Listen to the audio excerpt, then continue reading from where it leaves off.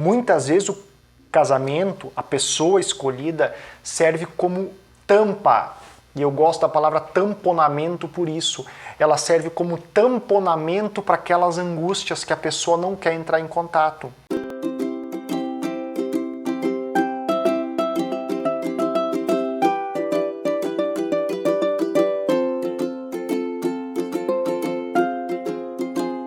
Fala pessoal, bom dia, tudo bem? Para quem não me conhece, meu nome é Rodrigo Stirmer, sou psicólogo, pós-graduado em Psicologia Clínica e Psicologia do Esporte. Sejam todos muito bem-vindos ao meu canal e podcast da Clínica. O casamento é uma boa desculpa para nossa covardia neurótica. E eu vou tentar explicar um pouquinho mais sobre isso, sobre esse textinho que eu postei esses dias no meu Instagram, e eu quero especificar um pouco mais, aprofundar um pouco mais o que eu quero falar sobre a nossa covardia neurótica. Não é incomum, pessoal, a gente ouvir no nosso cotidiano frases do tipo: ah, se não fosse a minha mulher, eu poderia ser um grande cara. Ela me poda o tempo inteiro. Ah, se não fosse o meu marido, eu poderia ter me tornado uma mulher super pra frente, eu teria feito faculdade e tudo, eu teria feito pós-graduação. Se não fosse pelo nascimento do meu filho, eu teria me tornado uma super gerente da loja onde eu trabalhava, etc, pessoal. Estas e outras frases são extremamente comuns de serem ouvidas no cotidiano de todos nós. E uma pergunta surge nesse momento: é o casamento que impediu a pessoa de alcançar o que ela gostaria, ou é a incapacidade de afirmar o próprio desejo que precisou do casamento como justificativa? A covardia de entrar em contato com esse desejo, a covardia de ir em busca daquilo que a pessoa gostaria de fazer, por se achar incapaz, por achar que não conseguiria, precisou de um casamento como justificativa. Isso é muito comum. É sempre muito mais confortável escolher alguém para a gente colocar culpa. E a culpa normalmente é sempre do outro. E às vezes a gente passa a vida toda nessa justificativa. Ah, porque se não fosse o outro. Ah, porque se meu marido não fosse assim. Ah, porque se meu filho não fosse assado. Ah, porque se eu tivesse tomado outra decisão. Ah, porque essa pessoa acaba sempre me podando o tempo todo, etc. e tal. Se casa, pessoal, por diversos motivos. O amor quase nunca é o mais óbvio deles. E as pessoas casam, inclusive por covardia.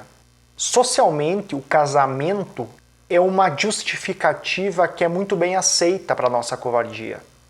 Não são todas as pessoas que casam, que escolhem um parceiro amoroso por projetos em comuns, por identificação, por amor, no sentido de sentir que aquela pessoa é alguém que pode contribuir para que a minha vida seja mais bacana e mais legal, que pode contribuir com projetos que eu sonho para a minha vida, que seja uma pessoa onde a gente divida angústias em comuns e essas angústias me fortaleçam para mim em busca daquilo que eu acredito na vida. Não.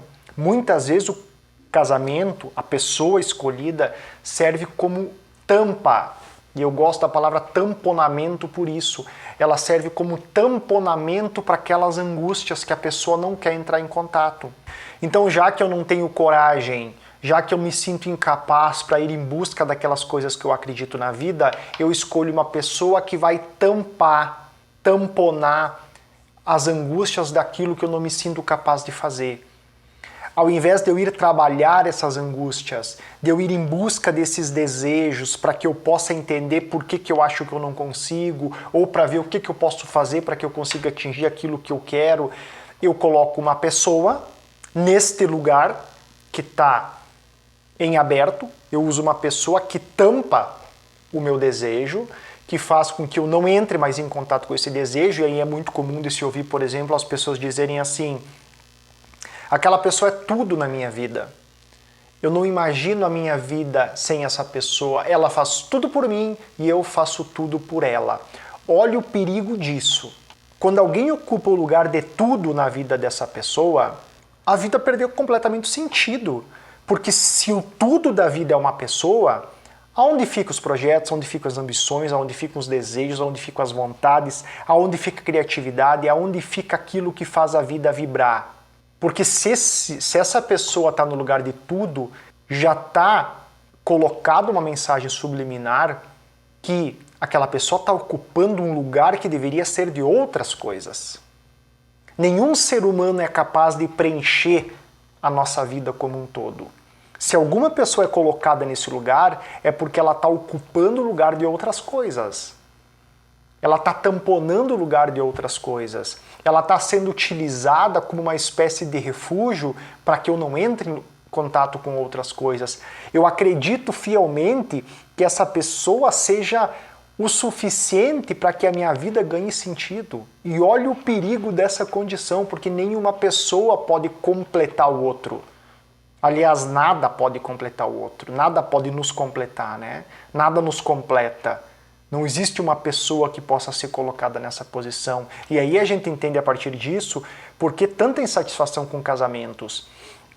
E por que muitas vezes as pessoas acreditam que o casamento dê sentido a uma vida. Como se o casamento fosse algo, como se a família fosse algo que possa trazer sentido numa vida. Muitas pessoas dizem, quando eu casar eu vou vir a ser feliz. Como se alguém, como se uma pessoa pudesse trazer um sentido que essa pessoa não encontra na própria vida. Essa covardia de se responsabilizar pela própria vida e pelo próprio destino é uma coisa muito comum. E por que eu utilizo aqui o termo covardia? Porque a covardia diz respeito justamente àquilo que eu gostaria de realizar, mas eu não tenho coragem e eu busco um meio, um compromisso, uma forma, um meio de obter uma satisfação sem precisar encarar aquilo. Vamos pegar um exemplo bem bobo, né? Eu desejo ser lutador, mas eu tenho medo de lutar com lutadores que são mais fortes do que eu. E eu tento ser um bom lutador, lutando sempre com pessoas, com lutadores que sejam mais fracos do que eu. Porque eu sou covarde em enfrentar lutadores que são mais fortes. E eu desejo mesmo assim ser o melhor lutador. E eu acabo sempre brigando com gente mais fraca do que eu. E ganho sempre. Só que eu não estou testando a minha força com bons lutadores, com lutadores mais fortes do que eu, para ver realmente o quanto forte eu sou. Então tem uma covardia, tem um atalho. A pessoa tenta buscar um atalho para poder satisfazer a vida, por poder satisfazer desejos, vontades, buscando um atalho através de uma pessoa que possa trazer aquilo que eu sozinho não me sinto capaz de obter. E aí eu busco um atalho para conseguir isso. Só que não funciona, não vai dar certo, né? Porque para conseguir aquilo que eu desejo, para ir atrás daquilo que eu sinto que eu preciso, não vai ser através de uma pessoa que eu vou conquistar isso. Isso é interno. Isso diz respeito às nossas questões pessoais. É preciso a compreensão dos passos que eu preciso dar para poder obter aquilo que eu acho que eu preciso. E não através de algo, de alguém, não me escorar em alguém para que isso possa ser possível. É interessante mencionar aqui também que o início de um processo terapêutico ele passa necessariamente pela responsabilização dos rumos que a própria vida de uma pessoa tomou. Às vezes existem pessoas que levam anos num trabalho terapêutico para poder de fato iniciar essa responsabilização do rumo que a própria vida tomou. Outras pessoas conseguem isso em sessões, em semanas, em meses, mas outras pessoas vão precisar de muito tempo. De muito tempo para parar de arrumar justificativa para aquilo que na própria vida não aconteceu e não deu certo. De parar de apontar o dedo para o outro, de parar de julgar o outro, de parar de colocar a responsabilização das próprias frustrações da própria vida no outro, trazer isso para si, olhar para si, entender que esse outro foi utilizado justamente para que a pessoa não entrasse em contato com a própria incompetência, com a própria covardia. E aqui, pessoal, quando eu falo de covardia, de incompetência, não tem julgamento moral, não tem apontamento de dedo. Eu não quero aqui dizer, você é covarde no sentido de apontar. Essa covardia é uma covardia neurótica. Por que eu chamo de neurótica? Porque todos nós temos esse tipo de covardia dentro de nós. Todos nós possuímos esse lado covarde, todos nós buscamos justificativas no outro, responsabilizar o outro. O problema é quando isso molda a nossa vida. Quando a gente se aliena nessa posição e passa sempre a justificar as nossas condutas através do outro. Sempre arrumar desculpa através do outro. Paralisar a nossa vida através do outro. Então eu quero que o outro mude para que a minha vida possa ter um sentido. Não quero eu mudar. Eu quero que a pessoa mude para que a minha vida fique suave. Para que a minha vida flua bem. É muito complicado quando a gente coloca o outro nessa condição e não vê o outro como um outro.